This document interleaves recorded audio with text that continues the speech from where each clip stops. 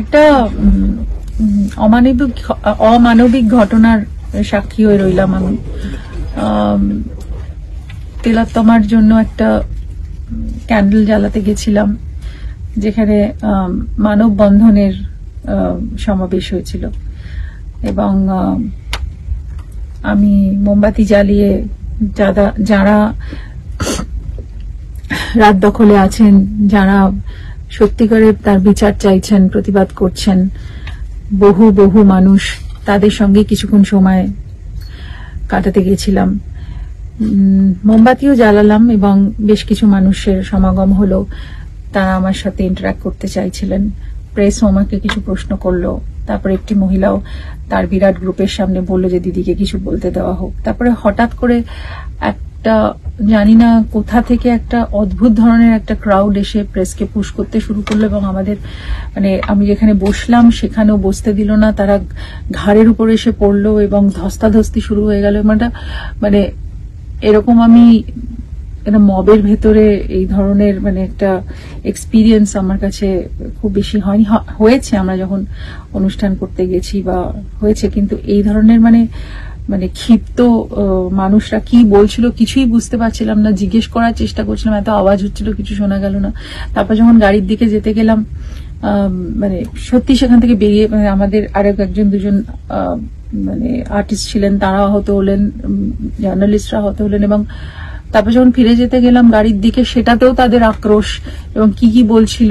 এবং আমি গাড়িতে যখন উঠলাম, গাড়ি ভেঙে ফেলার চেষ্টা করলেন। আমি আবার গাড়িটা খুলে তাদের সাথে কথা বলারও চেষ্টা করলাম, কিন্তু কোনোভাবেই আমি সুরাহা করতে পারলাম না।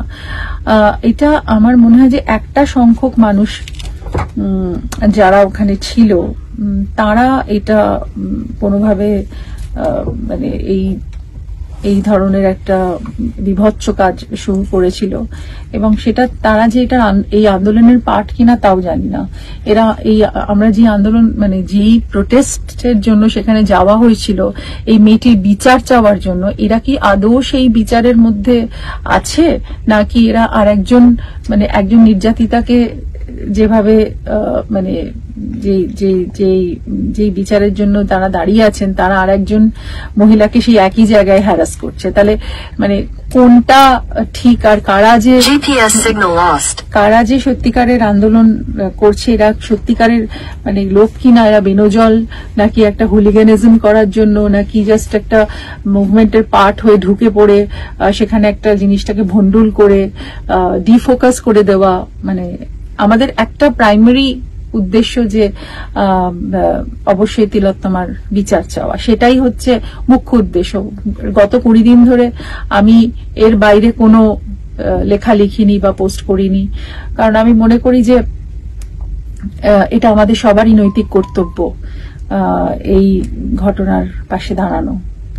কিন্তু কালকে যে আনফরচুনেট ঘটনাটা ঘটলো, সেটাকে আমি কিভাবে টার্ম করবো জানি না। তবে এটা সোসাইটি বা আমাদের এই সমাজের এই চিত্রটা খুবই ভয়াবহ, এবং এরা কারা বা এরা কেন এভাবে এরকম করলো আমার অজানা।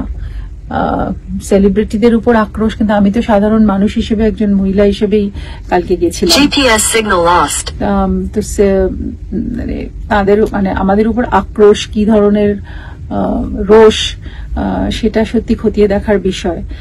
আর সবকিছুর পরেও বলবো যে আমি যেটা মন থেকে, ভেতর থেকে করেছি, আমার বোধ থেকে, সেটা সবসময় থাকবে।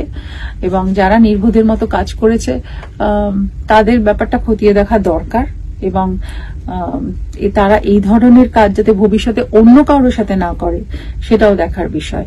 তবে একটাই কথা, যে তিলোত্তমার সুবিচার চাই, এবং আমার মনে হয় নিশ্চয়ই আমরা সুবিচার পাবো, কারণ এত মানুষের সংগ্রাম বৃথা যাবে। মিষ্টি, স্বাদে সুমধুর, খেতে ভালো, সবার প্রিয় বাপি চানাচুর।